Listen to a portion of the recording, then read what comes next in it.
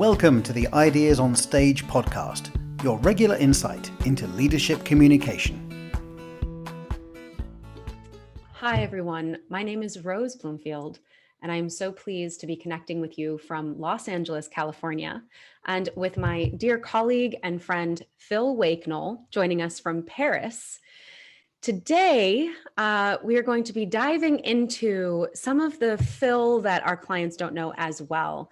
He is the co-founder of Ideas on Stage, which is the global business presentation specialist based in Paris, though we are international. And Phil really is a world-class public speaker. He's also a trainer and a master of ceremonies, but perhaps some things that other people don't know is he's an avid reader, he's a father of 2 children, and he is one of the most creative people and brilliant men I know. So though we could talk about many things today on this podcast, we're going to be focusing on a new book that Phil has been writing for the last few years called Business Presentation Revolution. And this book is going to be revolutionary. Today, we want to find out a little bit about why Phil wrote it and what you can expect. And I know I'm excited to have this published and ready to use with my clients. So Phil, thank you so much for talking with me and with us today. It's a real pleasure to be with you, Rose, but hey, you've set the bar really high there. So I hope I'm going to actually be able to meet all those expectations you've set. Well, we'll try to keep it low expectations here. It's really just a conversation between you and I. We both have been working with clients for the last 4 years together. You've been doing this for 10 years, specifically with Ideas on Stage, going on 11. And before that, you were at Hewlett Packard. You really bring the business side to the work that we do. And I know that's been incredible for the team because we are a group of international communication specialists, but each of us have our own expertise, and you really nail the business piece. So speaking of that, Phil, who's the audience for your book? We always talk about the need for an audience. Who's your audience? Well, you could say it's very wide because we all need to give presentations nowadays, don't we? So it could be pretty much anybody, anywhere who ever has to give a presentation. Like this week, I mean, my son at school, he actually has to give a presentation in front of his teachers at school. So even school children are needing to make presentations. People who are going to be speaking at a conference need to give a presentation. But really, the core of the audience for this book is business presenters, those people who actually want to lead and those who want to make other people want to follow them. So that could be managers who actually want to be leaders as opposed to just the typical manager. It could be salespeople who want their clients to follow them, to accept their ideas and to work with them. It could be senior leaders who really need to inspire and motivate. But it's really anybody who has a message to communicate and an audience that they care about.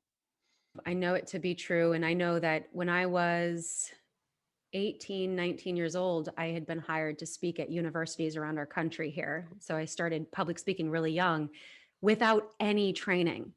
And after working with our team and learning the methods that you and Pierre developed, I look back at that time and I'm proud of myself for doing it, but boy, I'm embarrassed by some of the choices that I made because I didn't have the tools or the mindset. So I know how useful this work can be and the particular approach that you take. But Phil, there are a lot of presentation books out these days with TED. Gar Reynolds has been around for over a decade with Presentation Zen. Nancy Duarte here in California has an incredible kingdom of presentation specialists up in the Bay. What about your book is so timely and what's different about why do we need another presentation book right now?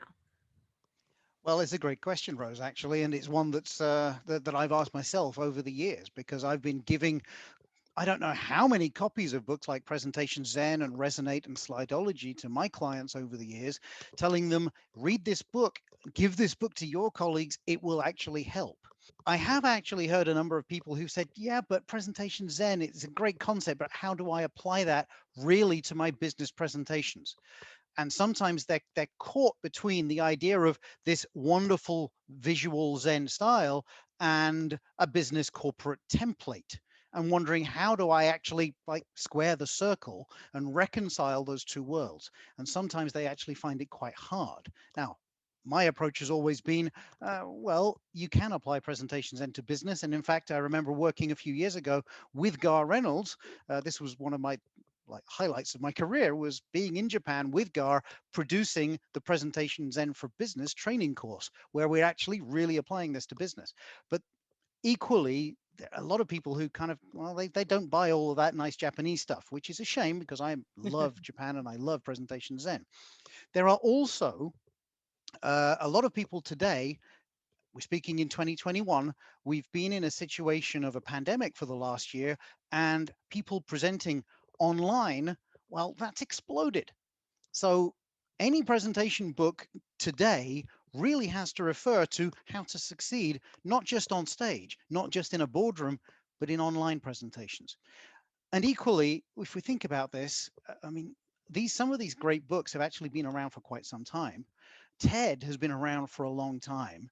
The people at Apple or whoever have been showing what great presentations can be for some time, but businesses still don't necessarily have the method that is going to help them to revolutionize their presentations. And God knows we need a revolution because most of them are still really not successful.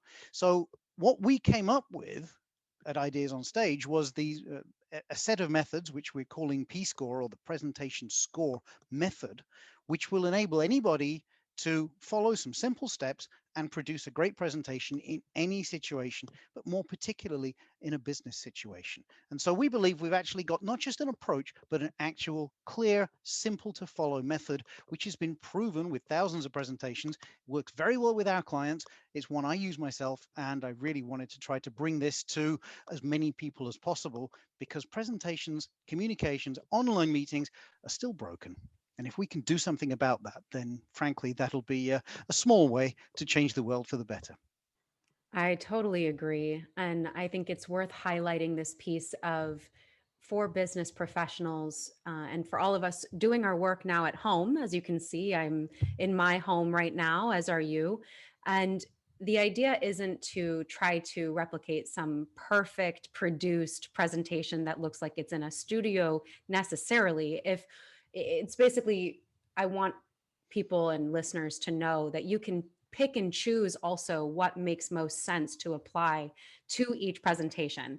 And I remember one client that we worked with a couple of years ago for preparing a TEDx at Saclay, sat down with me our first meeting as his coach. And he said, "How can I trust you to not turn me into some TED speaker, some idea of a TED talk, right? With the cadence and the particular way we approach storytelling." And he had a negative perception of this. And what I had to remind him in that moment, and actually I reminded myself as well, the way that we don't turn everyone into the same thing is by helping draw out that individual.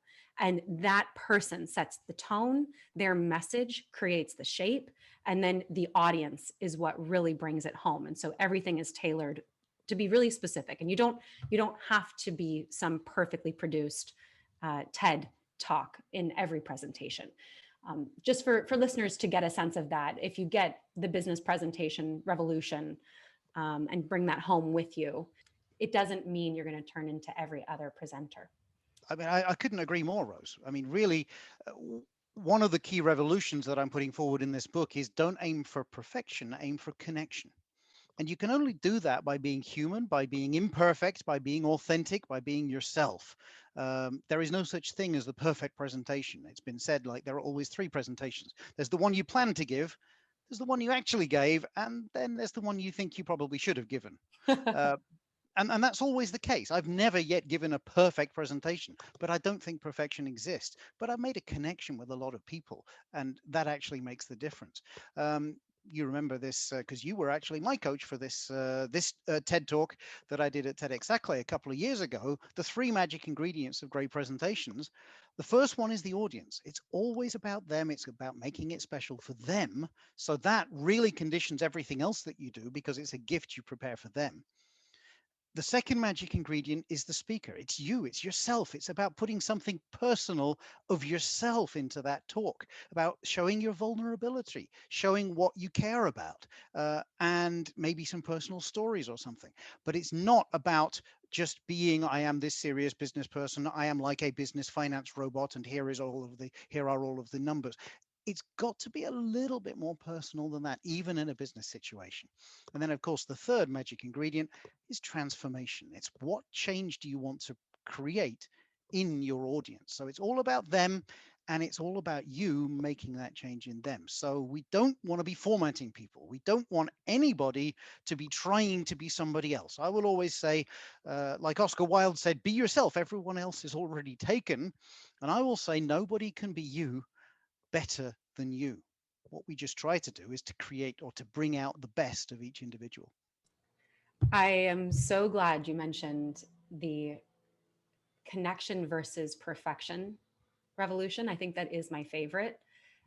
It's what makes me love our work, as well as the transformation piece. And those magic ingredients work so well. You put them together and it's just power.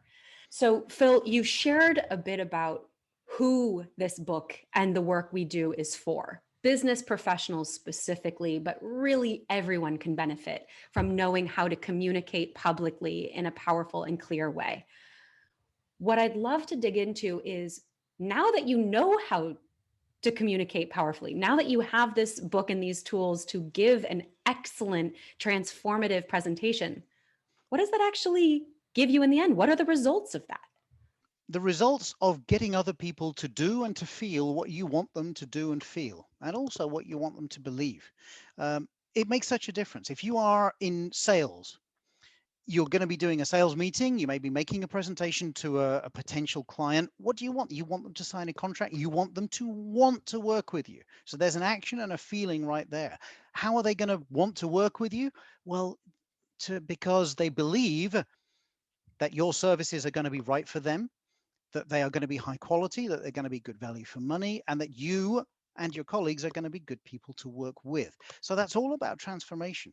I remember being brought in by a consulting company a few years ago because they realized that they were being shortlisted like 9 times out of 10, but they were actually not winning very many contracts. So what that tells you is, after the shortlist, they get to present to the client, and so do all the other competitors, and that's where they were losing.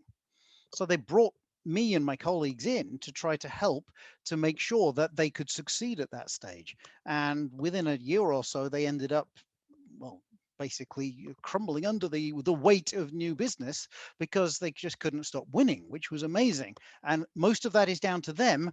All I did was give them the method which works. So this helped them to sell more and get more business. But it's also about what you can do for yourself. I remember a training course several years ago. I was at HEC. So I was giving a 1-day presentation skills course as part of a longer course for a group of pharmaceutical people. I won't mention which client, but it so happened I walked into the room in the morning. People were crying.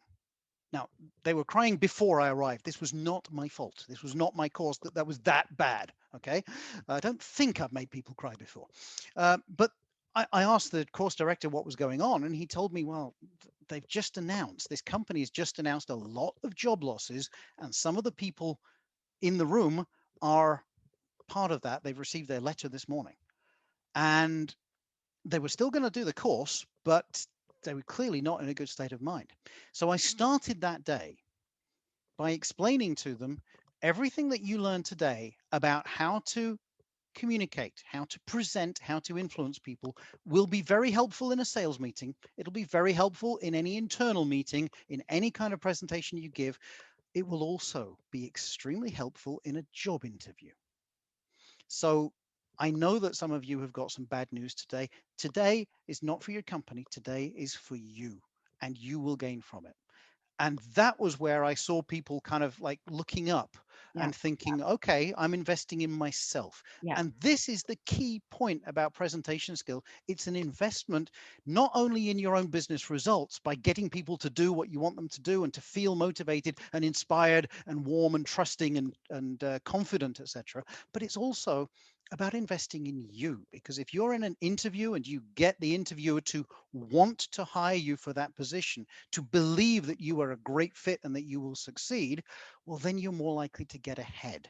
And the other thing is, the higher up the management chain you get in any kind of company, the more important it is that you can influence people, that you can be perceived as a good leader. And communication and leadership are so intertwined. So it's basically, it's good for your career within a company. It's good for you to find a new job, a new company. And if you decide you want to run your own company, well, you've got to be able to pitch, because if you don't pitch to investors, you won't get funding. And if you can't pitch to clients, then you won't get any revenue.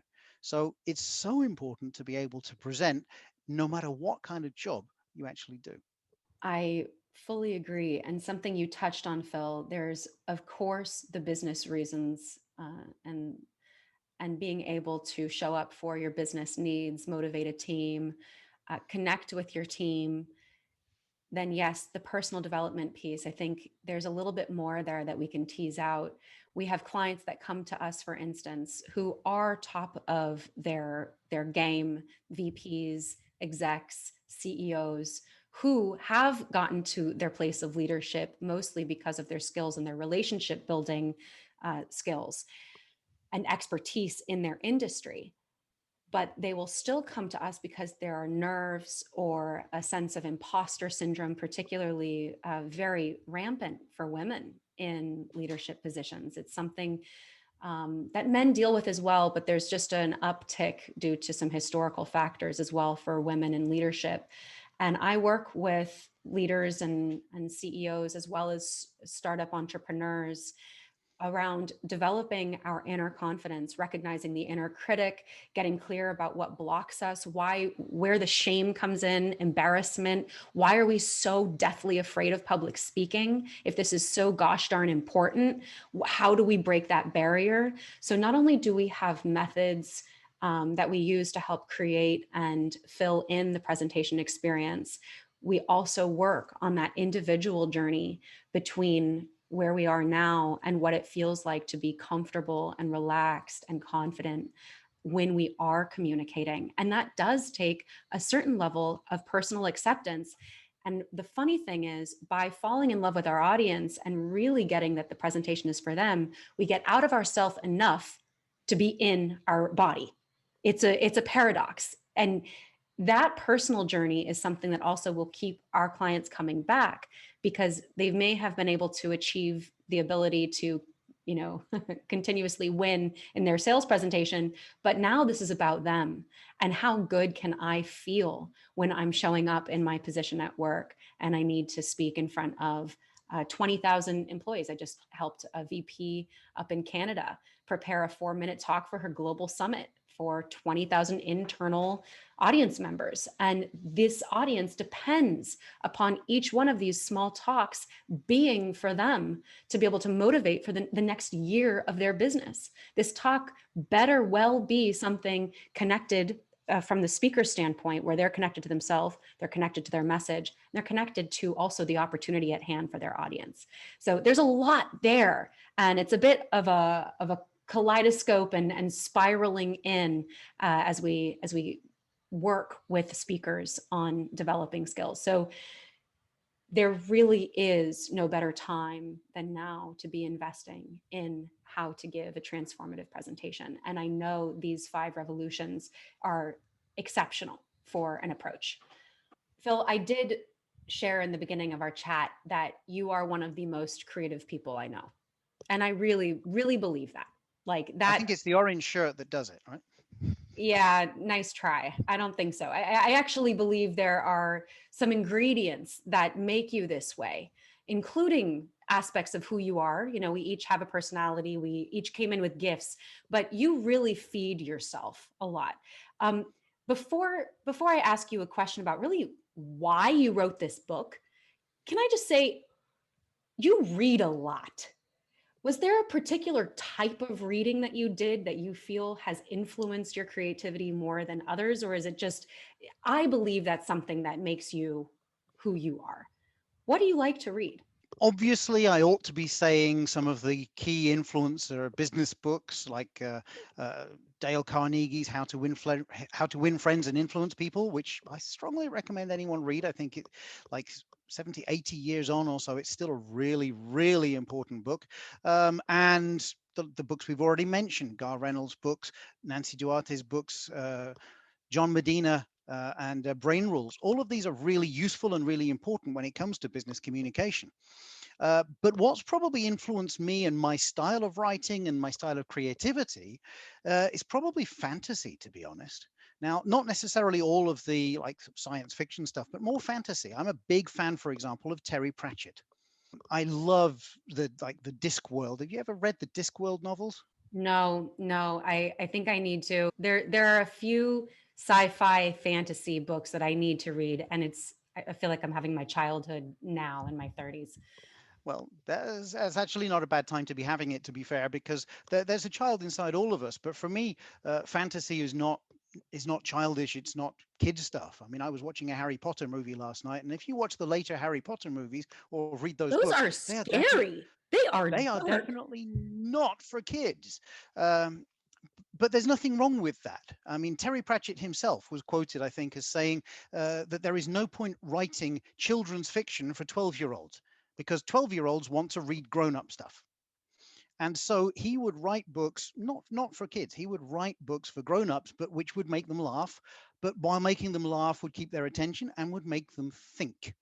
And it was extremely creative. But there was a particular series which he did, which was a kind of a spin-off from the Discworld series, which he wrote with a couple of scientists called Ian Stewart and Jack Cohen.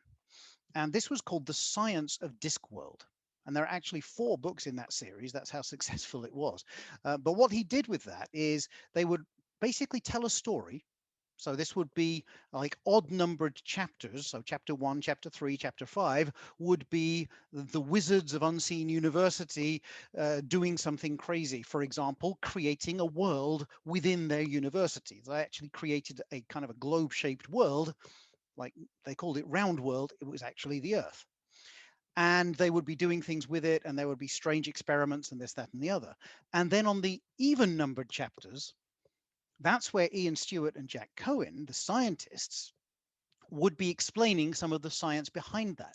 And so they used this kind of storytelling way of explaining how the earth was created, how like life evolved, how humans evolved, and it was fantastic. And in one of the pieces of this series, they really focus on storytelling and this idea of narrativium. This is like a new element, narrativium, the element of storytelling. And there was one quotation, and I used this in the book Business Presentation Revolution, and I love this comment. It basically says, "Our minds make stories, and stories make our minds." And it's amazing how during a training course, I can tell people the 5 key success factors of great presentations using like really memorable slides and using an acronym to help them to remember these 5 words. And then 20 minutes later, just after a break, I will ask them to recite them back to me without looking at their notes. And generally, there might be 1 out of 15 who can do it. We forget most of what we hear very quickly. But at the same time, I've told them a story. I've given them a kind of an anecdote, which includes some numbers and it includes some facts and some figures and things. And 3 hours later, I will come back to that and I will say, so you remember that story? Tell me about this. How long was this flight? How many slides was this person using? How long was her presentation? What time of day was it? What day of the week was it? All of these lots of different elements, and they can tell me all of them. So they remember things in the form of a story, which we don't remember when we're just told simple facts and figures. And so it really struck me that, my God, business people need to know this. Business people need to understand the power of storytelling. And then when you combine that with effective visual design and powerful speaking, well, that is a really powerful cocktail. So to some extent, you're right. It's the stuff I've read from fantasy about like different fictional worlds that has actually helped me to understand a lot more about our world and about what makes humans tick. Oh gosh, so much to say there. But I think What's most important is that piece of how powerful story is for our mind. And that with bringing ourself into a story or bringing someone's full self into a story, their kaleidoscopic reality, it's like our brains are shaped to be able to pick information up that way. We're not, our brains are not linear. They are all interwoven. Our dendrites look like a mess of roots. So we need to create associations that come from that very personal human experience for us to be able to remember and make sense and meaning out of information that we offer our teams, our friends, our family. Toasts at weddings really work when there's a story. You don't just give facts about the people up on stage, you give them a moment. So, Phil, thanks for taking us into the depths of fantasy, and a reminder also that our passions and what make us who we are can really fuel the work that we do.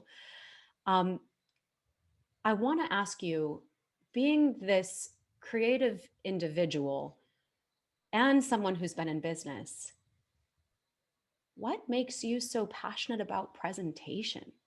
Why the art of presenting?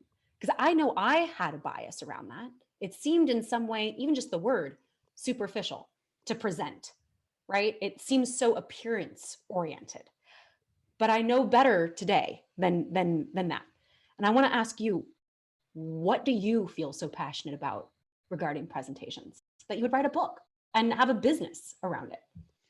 Well, I'll tell you for a start, I never would have guessed that I would be doing this. I mean, I came into this almost entirely by chance.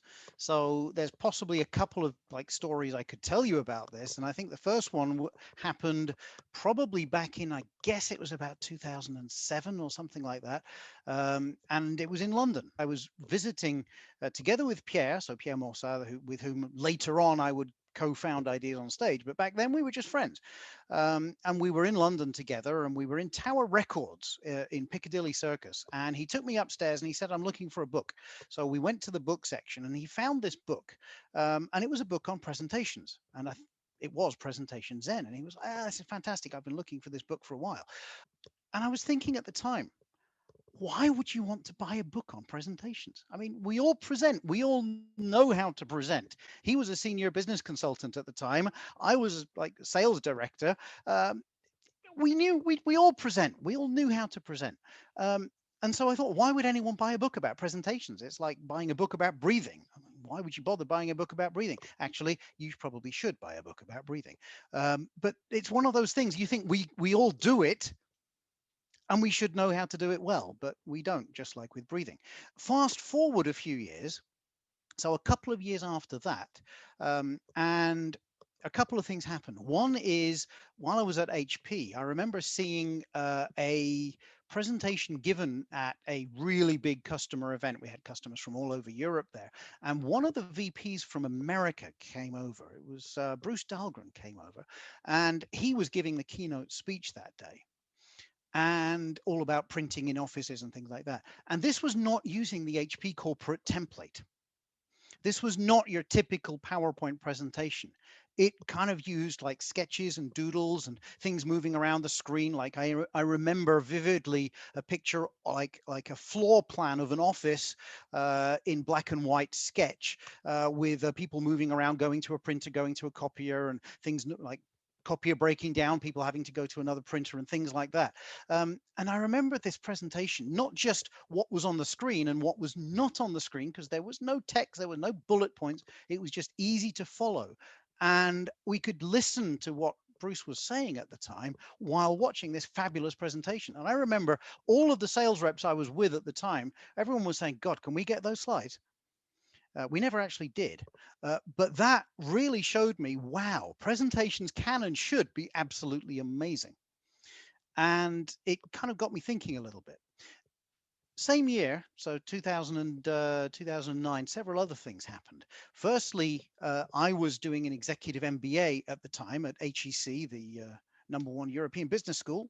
Little plug there, because I teach there now, and I'm really happy to be there and very proud to be part of that school. So I was doing this executive MBA there, and all of my colleagues in my class, my classmates were telling me, Phil, you really should specialize in presentations. This should be your job, because we all had to get up and give presentations sometimes. And so I would get up and give presentations sometimes about different case studies or whatever it might be.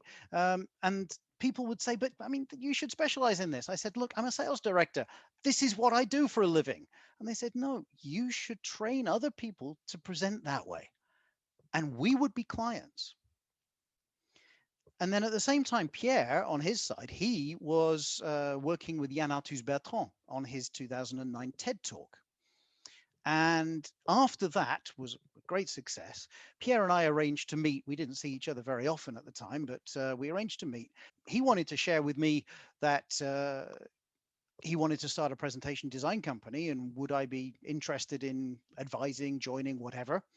And I said, well, you know what? I wanted to share with you that I've been told by my colleagues I should be starting a presentation coaching and training company, and that they will be clients. And I wanted to ask you because I know that you're interested in presentations. And so we basically said, look, it's like the planets are aligning. Let's just do this, and we'll do it all together. And so that's kind of how it happened. It was not because I was interested in presentations. It's because people thought I was good at it, and I hadn't yet realized what I was doing that was different. And so Pierre gave me a copy of Presentation Zen, and he introduced me to TED, which I didn't know in 2009. And that's where I got to realize, okay, so some of the things that I maybe do right, there's a reason for that. And then I realized what I could do better. And so I'm a much better presenter since then. And a lot of what I've actually learned from Pierre. So I'm very, very grateful to him for the opportunity, the idea, if you like, because it was basically his idea, which I sort of ended up piggybacking on in some way. And especially all of the colleagues around me from whom I've learned so much. And you're one of those, Rose. Thanks, Phil.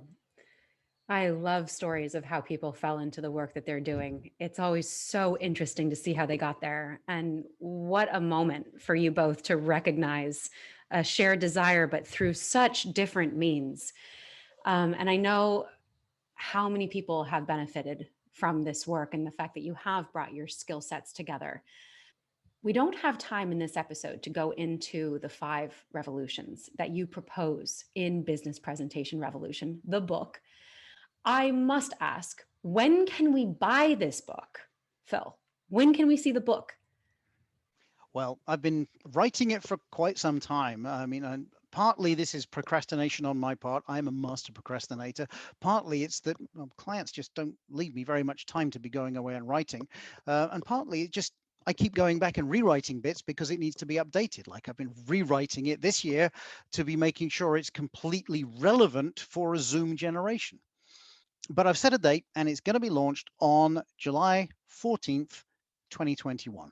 So for the Americans, that's 7/14/21, so that's easy to remember. And for the Europeans, we all remember that's Bastille Day, so that's a particularly revolutionary day in the European calendar. So that is the day that we're going to be launching Business Presentation Revolution, and my job is to make sure it gets properly finished by then. It's about 80% done, and the rest will definitely be done by then. So that's when we can expect it, but I'll be happy to share a few insights if you want to invite me back, and I'll maybe share a little bit of these revolutions another time. I think that's a must. I think that's a must. We got to give them readers who have not had a full look behind the curtain on what these revolutions entail, besides connection over perfection. We know this one. Phil, thank you so much for sharing with us a little bit about who you are, why you do what you do, and why it's so important for people around the world right now, where we're presenting from our homes, whether we're presenting on a stage, things will open up again. And the art of connecting with other people, who we are and what we have to offer, isn't going anywhere. This is just going to continue to be a need and a skill as useful and as powerful as it's been since we were cavemen and women sitting around a fire and creating symbols for teaching each other how to survive and now how to thrive in our businesses and in our life. So if you want to be fully initiated into these 5 revolutions, you'll have to buy the book. You can get a teaser in an upcoming episode, and we will hear from Phil a little bit about what makes each one of those revolutions so revolutionary Thank you again, Phil. I am honored to be a colleague with you and in this world of helping people create transformation through communication. And I look forward to chatting with you very soon. If you enjoyed this episode of the Ideas on Stage podcast, there are many more you might like, so please subscribe, leave us a review, and tell us what you think. You can find many more ideas on business communication at ideasonstage.com or by searching for Ideas on Stage on iTunes, YouTube, or wherever you get your podcasts. Thanks for listening, and goodbye for now.